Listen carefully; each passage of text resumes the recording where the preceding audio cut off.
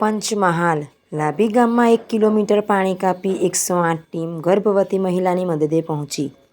ઘરમાં જ કરાવી સફળ નોર્મલ ડિલિવરી. પંચમહાલ જિલ્લાના શહેરા તાલુકાના લાભી ગામમાં ભારે વરસાદ અને પાણી ભરાવાના કારણે રસ્તો સંપૂર્ણપણે બંધ થઈ ગયો હતો. આવી વિકટ પરિસ્થિતિમાં 108 ઇમરજન્સી સેવા ટીમે માનવતાનું ઉદાહરણ ઉત્તમ પૂરું પાડ્યું. રસ્તો બંધ હોવાથી 108ના EMT કલ્પેશ પરમારે આશરે 1 કિલોમીટર સુધી પાણીમાંથી પગપાળા ચાલીને ગર્ભવતી મહિલાના ઘરે પહોંચીને જરૂરી તબીબી સેવા શરૂ કરી. ERCP ડૉક્ટર મહેતાના ઓનલાઈન માર્ગદર્શન હેઠળ મહિલાની ઘરમાં જ સફળતાપૂર્વક નોર્મલ ડિલિવરી કરાવવામાં આવી. પ્રસૂતિ બાદ માતા અને નવજાત બાળક બંનેની તબિયત સ્થિર રહેતા તેમને સુરક્ષિત રીતે શહેરા રેફરલ હોસ્પિટલ ખાતે વધુ સારવાર અને નિરીક્ષણ માટે ખસેડવામાં આવ્યા.